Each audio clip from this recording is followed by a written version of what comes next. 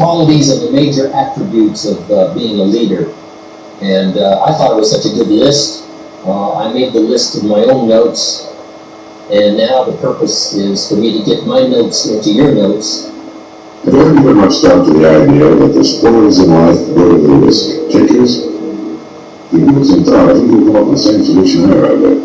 The survey indicated that 98% of the men in the country are looking for security in their work. That is, they're mainly interested in losing themselves deep in the warm, nourishing viscera of some large corporation, which is fine, I'm not knocking it. I'm just commenting on it. But these are not, as a rule, the risk takers. They're more the play takers. And while they can have good and successful careers all their working lives, the chances are against they're hitting a big jackpot. The reason I say this is because this sort of life, as a rule, does not encourage a man to do much more than he has to do. And he usually spend his free time, which comes to something like 72 hours a week when he's neither working nor sleeping, in pursuits not calculated to help him get ahead in the world. But a man who risks his spare time writing a book, painting pictures, fiddling with inventions, continuing his education, is generally the one in this kind of milieu who will advance above his fellows. But the man who risks all of his time on a goal he wants to reach, on a dream in his heart, who stakes his livelihood and the livelihood of his family upon his own brains and the other use of his time, and tackles the world single-handed, here's the risk taker to whom the spoils will generally accrue. Now, I'm not talking about the impractical dreamer and stargazer. I'm talking about the man of action who gets out and raises the dust in the world. He might take some king-sized pratfalls and be sent to death by friends and relatives of a more conservative bent, but he usually makes the grade and he stays with it, and earn their admiration if not envy before he's through. You know, one of the biggest factors in his favor is the size of the group he belongs to. According to the most reliable figures I can find, this risk-taker belongs to only about 2% of the population. And since he's generally working on an idea that will in some way serve the big 98%, the odds swing rather favorably to his side. Additionally, a man on his own must think. He must devote more of his days to thinking. Conversely, the man with a good steady job who is familiar with his work and surroundings can go along pretty well from day to day without doing any creative thinking at all. And as I said, we have a tendency to do no more than we have to. Anybody who spends a good deal of his time thinking is going to come up with a good idea once in a while. The law of averages is definitely on his side. And if you think about it a minute, you realize that he only needs a few, maybe only one really good idea to make it big. Now, the more you think about it and analyze it, the more it makes you think that what appears to be a risk taker really isn't nearly as big a risk taker as you might imagine. The cards are stacked pretty well for him from several important standpoints. But as I said in the beginning, the spoils definitely go to the risk taker. Life is full of hidden contradictions. One is that the man who thinks he's playing it safe really isn't, and the man who seems to be taking the greatest risks, considering the law of averages, is playing it safest. People who are aware of being creative and willing to take a calculated risk are people who manage to overcome the fear of laughter. Anytime you attempt anything in which you risk failure, you run the risk of having people laugh at you. A college professor worked many years on an invention. He trapped all over New England trying to interest capital in this device for making the human voice travel along a wire. The people laughed at him. It was, of course, probably idiotically said to suppose that the human voice could be carried along a wire and heard for many miles or even for a single mile. But our old friend and benefactor Alexander Graham Bell could not be laughed out of it, and every time we pick up the telephone, we salute the man and stayed on course despite the laughter. Millions of people laughing in derision could not hurt us an iota. Would we stand in mortal terror of it? Men and women who can prove themselves heroes in great crises tremble before derision. It's a queer quirk of human nature. We probably developed as children. It has cost much. It has changed the history of the world. Sometimes the price of a laugh has meant the slamming of a door of fame and fortune or even immortality. Elias Howe invented the sewing machine, but it merely rusted away before the American women stopped laughing about it and could be persuaded to make use of it. What their sewing done so quickly, they argued, what would they ever do with all their spare time? So a biographer paints a tragic picture. The man who had done more than any other to lighten the work of women was forced to borrow a suit of clothes on an occasion of a public appearance. Men are as bad as women when it comes to resisting new ideas. The typewriter had been a demonstrated success for years before businessmen could be persuaded to buy it. How could anyone have letters to write, they argued, to justify the investment of $100 in a writing machine? Only when the Remington sold patent rights to the Calabash Company and two groups of salesmen worked in competition was the resistance finally broken down. Xerography faced the same kind of problem when it was first introduced, and other inventions had similar battles. Here's an extract from a notebook of Robert Fulton, who invented the steamship which changed the world from sail to steam on the oceans of the world. He wrote, "As I had occasion daily to pass to and from the shipyard where my boat was in progress, I often loitered near the groups of strangers and heard various remarks as to the object of this new vehicle. The language was uniformly that of scorn, sneer, or ridicule. The loud laugh often rose at my expense, the dry jest, the wise calculations of losses or expenditures, the dull repetition of Fulton's folly. Never in a single encouraging remark, a bright hope, a warm wish crossed my path. Never did a single encouraging remark, a bright hope, a warm wish cross my path. And that's about what you can expect when you try something new." Emerson once commented that no one ever falls ill, but that passers-by idly hope that he will die.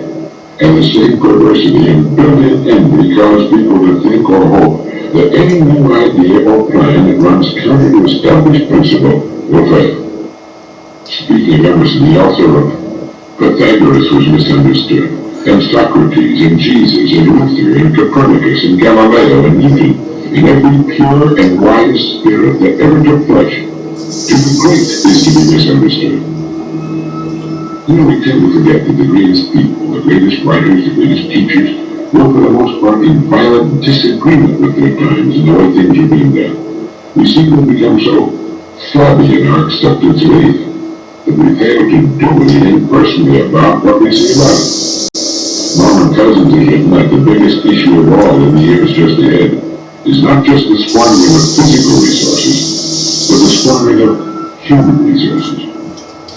What constitutes failure? What does a person have to do or not do in order to fail? Herman Melville died in 1891. He wrote the book Moby Dick, the whaling epic, with its tremendous metaphysical concept of evil at the age of 30. The book was published in 1851, sold a few copies, and then was promptly forgotten except by the limited connoisseurs of creative writing. Melville lived 40 years beyond publication of Moby Dick.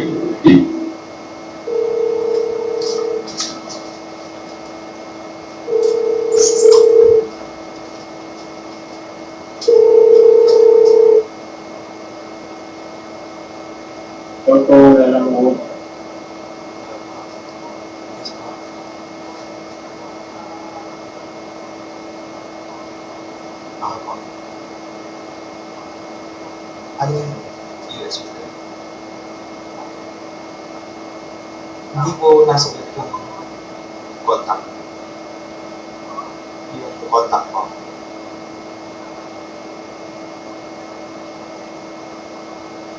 I-chat ko po. Sabi lang sila.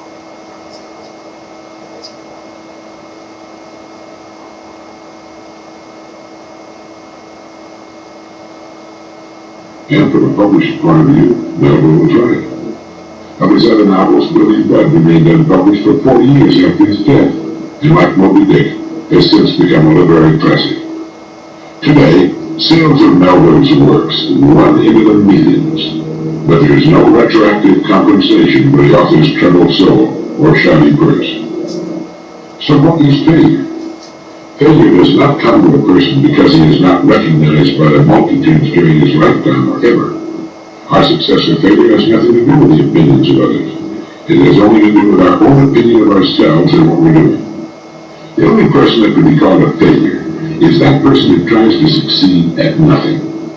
Success, as far as a person is concerned, does not lie in achievement. It lies in striving, reaching, attempting. Any person who decides upon a course of action he deems to be worthy of it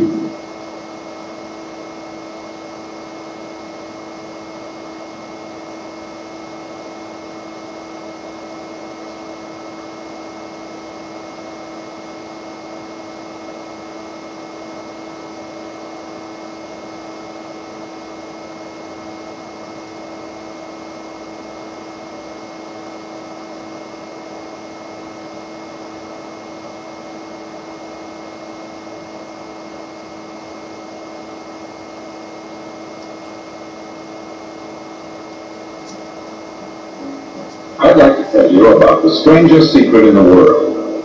Not long ago, Albert Schweitzer, the great doctor and Nobel Prize winner, was being interviewed in London. And a reporter asked him, "Doctor, what's wrong with men today?" The great doctor was silent a moment, and then he said, "Men simply don't think." And it's about this that I want to talk with you. We live today in a golden age. This is an era that man has looked forward, dreamed of, and worked toward for thousands of years. But since it's here, we pretty well take it for granted. We in America are particularly fortunate to live in the richest land that ever existed on the face of the earth. A land of abundant opportunity for everyone. But do you know what happens? Let's take 100 men who start even at the age of 25. Do you have any idea what will happen to those men by the time they're 65?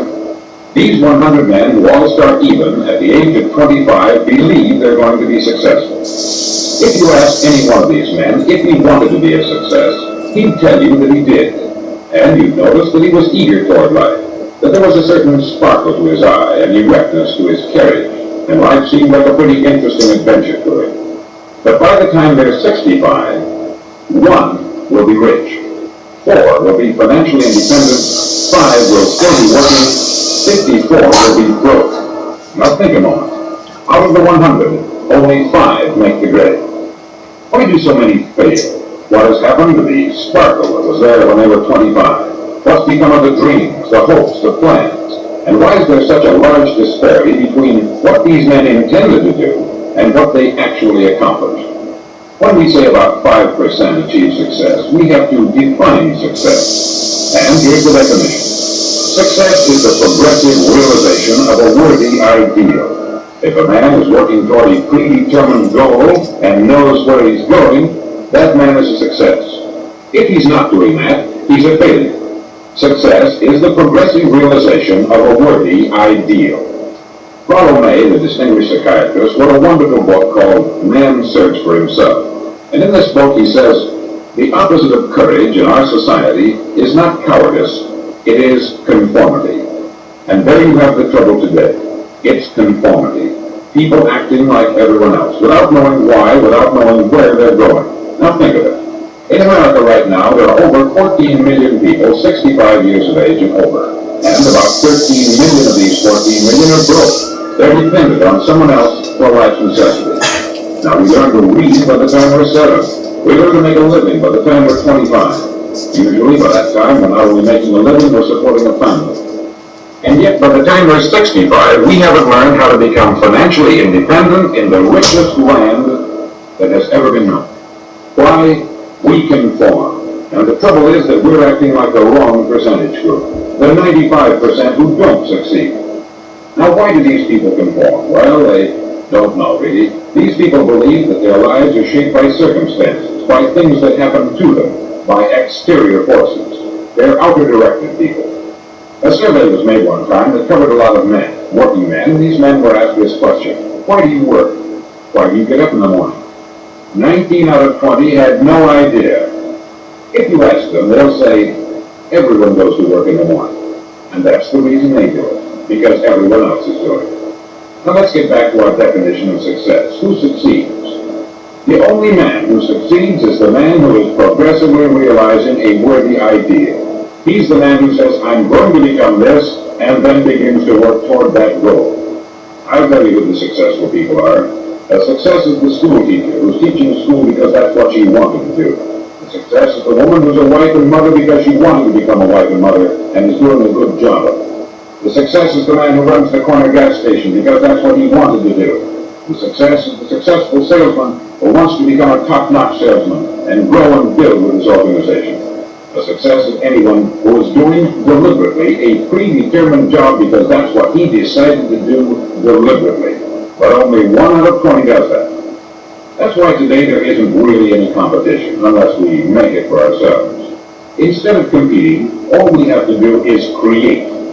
Now for 20 years I looked for the key which would determine what would happen to a human being. Was there a key I wanted to know which would make the future a promise that we could foretell to a large extent? Was there a key that would guarantee a person's becoming successful if he only knew about it and knew how to use it? Well, there is such a key, and I found it. Have you ever wondered why so many men work so hard and honestly without ever achieving anything in particular, and others don't seem to work hard and yet seem to get everything? They have the magic touch. You've heard them say that about someone. Everything he touches turns to gold. And have you ever noticed that a man who becomes successful tends to continue to become successful, and on the other hand, have you noticed how a man who is a failure tends to continue to fail? It's because of goals. Some of us have them, some don't. People with goals succeed because they know where they're going. Now think of a ship leaving the harbor, and think of it with the complete voyage mapped out and planned. The captain and crew know exactly where it's going and how long it will take. It has a definite goal.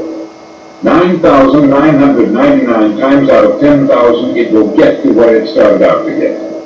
Now let's take another ship, just like the first, only let's not put a crew on it, or a captain at the helm. Let's give it no aiming point, no goal, no destination. We just start the engines and let it go.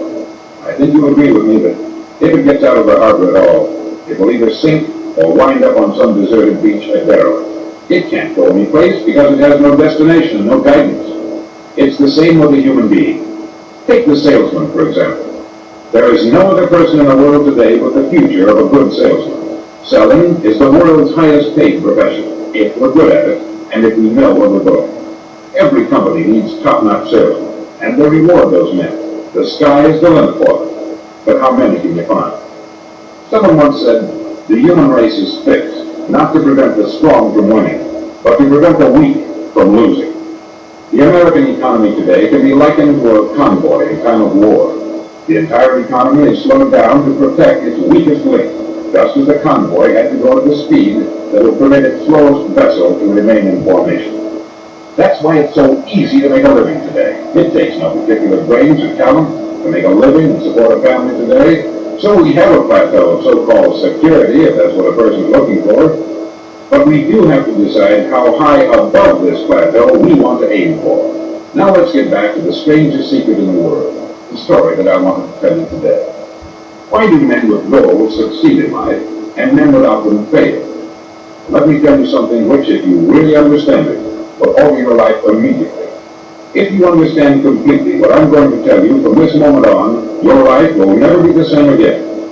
You'll suddenly find that good luck just seems to be attracted to you. The things you want just seem to fall in line. And from now on, you won't have the problems, the worries, the gnawing lump of anxiety that perhaps you've experienced before. Doubt, fear, well, they'll be things of the past. Here's the key to success, and the key to failure. We become what we think about. Now let me say that again. We become what we think about. Throughout all history, the great wise men and teachers, philosophers and prophets have disagreed with one another on many different things. It is only on this one point that they are in complete and unanimous agreement. Listen to what Marcus Aurelius, the great Roman emperor, said. He said, a man's life is what his thoughts make of it. Disraeli said this, everything comes if a man will only wait. I have brought myself by long meditation to the conviction that a human being with a settled purpose must accomplish it, and that nothing can resist a will that will stay even in existence for its fulfillment. Ralph Waldo Emerson said this, a man is what he thinks about all day long. William James said, the greatest discovery of my generation is that human beings can alter their lives by altering their attitudes of mind. And he also said, we need only in cold blood act as if the thing in question were real, and it will become infallibly real by growing into such a connection with our life that it will become real.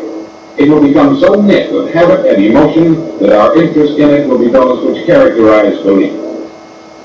He also said this, if you only care enough for a result, you will almost certainly attain it. If you wish to be rich, you will be rich. If you wish to be learned, you will be learned. If you wish to be good, you will be good. Only you must then really wish these things, and wish them exclusively, and not wish at the same time 100 other incompatible things just as strongly. In the Bible you read, in Mark 9:23, if thou canst believe, all things are possible to him that believeth. Dr. Norman Vincent Peale said this is one of the greatest laws in the universe. Fervently do I wish I had discovered it as a very young man. It dawned upon me much later in life, and I found it to be one of the greatest, if not my greatest discovery outside of my relationship to God. The great law, briefly and simply stated, is that if you think in negative terms, you will get negative results. If you think in positive terms, you will achieve positive results. That is the simple fact, which is at the basis of an astonishing law of prosperity and success. In 3 words, believe and succeed. William Shakespeare put it this way: our doubts are traitors, and make us lose the good we oft might win by fearing to attain. George Bernard Shaw said, people are always blaming their circumstances for what they are. I don't believe in circumstances. The people who get on in this world are the people who get up and look for the circumstances they want, and if they can't find them, make them. Well, it's pretty apparent, isn't it? And every person who discovered this for a while believed that he was the first one to work it out. We become what we think about. Now it stands to reason that a person who's thinking about a concrete and worthwhile goal is going to reach it, because that's what he's thinking about. And we become what we think about. Conversely, the man who has no goal, who doesn't know where he's going, and whose thoughts must therefore be thoughts of confusion and anxiety and fear and worry, becomes what he thinks about. His life becomes one of frustration, fear, anxiety, and worry. And if he thinks about nothing, he becomes nothing. Now, how does it work? Why do we become what we think about? Well, I'll tell you how it works as far as we know. Now, to do this, I want to tell you about a situation that parallels the human mind. Suppose a farmer has some land, and it's good fertile land. Now, the land gives the farmer a choice. He may plant in that land whatever he chooses. The land doesn't care. It's up to the farmer to make the decision. Now, remember, we're comparing the human mind with the land. Because the mind, like the land, doesn't care what you plant in it. It will return what you plant, but it doesn't care what you plant. Now, let's say that the farmer has 2 seeds in his hand. One is a seed of corn, the other is nightshade, a deadly poison. He digs 2 little holes in the earth and he plants both seeds, one corn, the other nightshade. He covers up the holes, waters, and takes care of the land, and what will happen? Invariably, the land will return what is planted. As it's written in the Bible, as ye sow, so shall ye reap. Remember, the land doesn't care. It will return poison in just as wonderful abundance as it will corn. So up come the 2 plants, one corn, one poison. Now, the human mind is far more fertile, far more incredible and mysterious than the land, but it works the same way. It doesn't care what we plant. Success, failure. A concrete worthwhile goal, or confusion, misunderstanding, fear, anxiety, and so on. But what we plant, it will return to us. You see, the human mind is the last great unexplored continent on the earth. It contains riches beyond our wildest dreams. It will return anything we want to plant. Now you might say, but if that's true, why don't people use their minds more? Well, I think they've figured out an answer to that too. Our mind comes as standard equipment at birth. It's free. And things that are given to us for nothing, we place little value on. Things that we pay money for, we value. The paradox is that exactly the reverse is true. Everything that's really worthwhile in life came to us free. Our mind, our soul, our body, our hopes, our dreams, our ambitions, our intelligence, our love of family, children, friends. All these priceless possessions are free, but the things that cost us money are actually very cheap and can be replaced at any time. A good man can be completely wiped out and make another fortune. He can do that several times. Even if our home burns down, we can rebuild it. But the things we got for nothing, we can never replace. The human mind isn't used merely because we take it for granted. Familiarity breeds contempt. It can do any kind of job we assign to it, but generally speaking, we use it for little jobs instead of big important ones. Universities have proved that most of us are operating on about 10% of our abilities. Decide now, what is it you want? Find your goal in your mind. It's the most important decision you ever make in your entire life. Do you want to be an outstanding salesman, a better worker at your particular job? Do you want to go places in your company, in your community? All you've got to do is plant that seed in your mind. Care for it. Work steadily toward your goal, and it will become a reality. It not only will, there's no way that it cannot. You see, that is a law. like the laws of Sir Isaac Newton, the laws of gravity. If you get on top of a building and jump off, you'll always go down. You'll never go up. And it's the same with all the other laws of nature. They always work. They're inflexible. Think about your goal in a relaxed, positive way. Picture yourself in your mind's eye as having already achieved this goal. See yourself doing the things you will be doing when you've reached your goal. Ours has been called the phenobarbital age, the age of ulcers and nervous breakdown. At a time when medical research has raised us to a new plateau of good health and longevity, far too many of us worry ourselves into an early grave trying to cope with things in our own little personal ways, without learning a few brief laws that will take care of everything for us. These things we bring on ourselves through our habitual way of thinking. Every one of us is the sum total of his own thoughts. He is where he is because that is exactly where he really wants to be, whether he'll admit that or not. Each of us must live off the fruit of his thoughts in the future, because what you think today and tomorrow, next month and next year, will mold your life and determine your future. You're guided by your mind. I remember one time I was driving through Arizona and I saw one of those giant earth-moving machines roaring along the road at about 35 miles an hour with what looked like 20 tons of dirt in it. A tremendous, incredible machine. And there was a little man perched way up on top with the wheel in his hands guiding it. And as I drove along, I was struck by the similarity of that machine to the human mind. Just suppose you're sitting at the controls of such a vast source of energy. Are you going to sit back and fold your arms and let it run itself into a ditch? Or are you going to keep both hands firmly on the wheel and control and direct this power to a specific, worthwhile purpose? It's up to you. You're in the driver's seat. You see, the very law that gives us success is a two-edged sword. We must control our thinking. The same rule that can lead a man to a life of success, wealth, happiness, and all the things he's ever dreamed of for himself and his family, that very same law can lead him into the gutter. It's all in how he uses it, for good or for bad. This is the strangest secret in the world. Now, why do I say it's strange, and why do I call it a secret? Actually, it isn't a secret at all. It was first promulgated by some of the earliest wise men, and it appears again and again throughout the Bible. But very few people have learned it, understand it. That's why it's strange, and why, for some equally strange reason, it virtually remains a secret. I believe that you could go out and walk down the main street of your town and ask one man after another what the secret of success is, and you probably wouldn't run into one man in a month who could tell you. Now, this information is enormously valuable to us if we really understand it and apply it. It's valuable to us not only for our own lives, but the lives of those around us, our family, employees, associates, and friends. Life should be an exciting adventure. It should never be a bore. A man should live fully, be alive. He should be glad to get out of bed in the morning. He should be doing a job he likes to do because he does it well. One time I heard Bill Patterson make a speech, the editor-in-chief of the Toledo Daily Blade. And as he continued his speech, he said something that I've never forgotten. He said something like this: "My years in the newspaper business have convinced me of several things. Among them, that people are basically good, and that we came from someplace, and we're going someplace. So we should make our time here an exciting adventure. The architect of the universe didn't build a stairway leading nowhere. And the greatest teacher of all, the carpenter from the plains of Galilee, gave us the secret time and time again. As ye believe, so shall it be done unto you."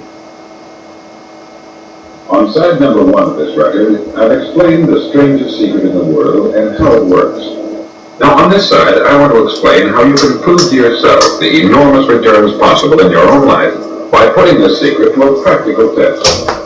I want you to make a test that will last 30 days. Now, it isn't going to be